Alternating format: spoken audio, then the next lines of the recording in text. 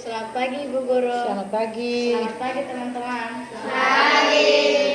Hari ini saya akan bercerita tentang seorang pahlawan yang berasal dari Kabupaten Ngada yang bernama Nipadu.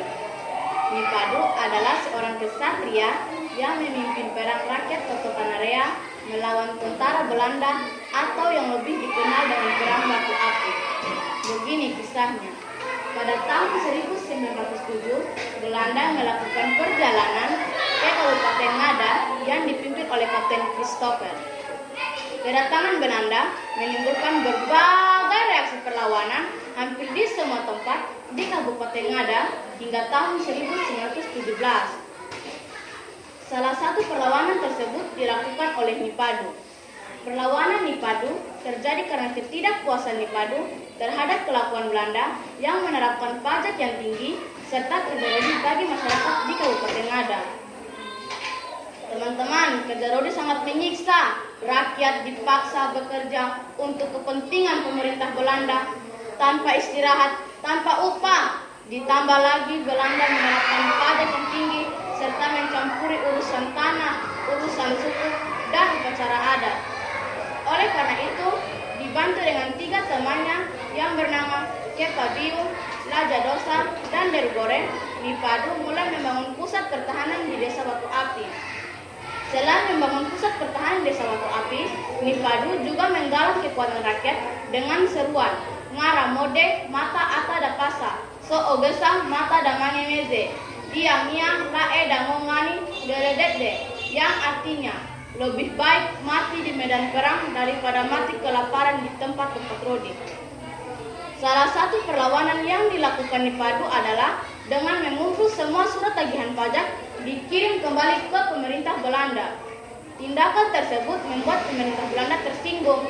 Akhirnya, pada bulan Agustus tahun 1917, dengan kekuatan 300 tentara yang terlatih dan bersenjata modern, Belanda mulai menyerang pusat pertahanan Nipadu. Akan tetapi, dengan kegigihan dan semangat Nipadu dan rakyatnya, mereka berhasil mengalahkan tentara Belanda. Bahkan lebih dari 200 tentara Belanda yang meninggal dikubur di kampung Malasera. Kemudian, tentara Belanda yang tersisa kembali ke Ende untuk meminta bantuan dari Ende. Merasa gagal pada penyerangan pertama, Belanda melakukan cara lain, yaitu taktik bumi hangus. Belanda membakar semua desa menuju Batu Api. Selain itu, Belanda juga menghilangkan nyawa rakyat yang ditemui mereka. Setelah melakukan aksinya, Belanda meminta perdamaian dengan Nipadu. Dengan menyaksikan penderitaan rakyat akibat aksi dari pemerintah Belanda dan demi keselamatan rakyat yang tidak berdosa, Nipadu bersedia berunding dengan Belanda.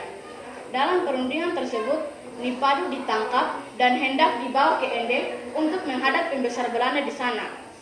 Akan tetapi, dengan tekad Nipadu menolak untuk dibawa ke Ende dengan alasan Nipadu tidak mempunyai pembesar selain nenek moyangnya sendiri.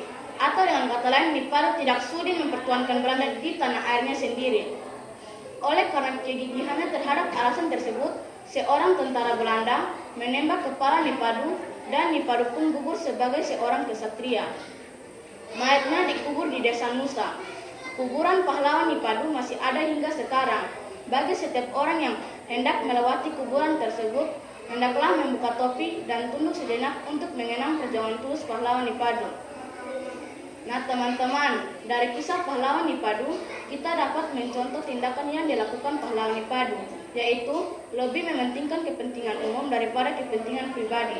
Kita harus membuang keegoisan kita untuk kepentingan banyak orang, serta cinta yang besar bagi tanah air kita, tanah air Indonesia.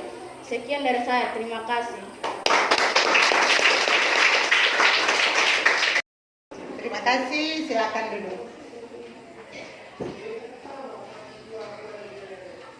Nah, anak-anak, teman kita cerita sudah menceritakan sebuah cerita yang sudah kamu saksikan tadi.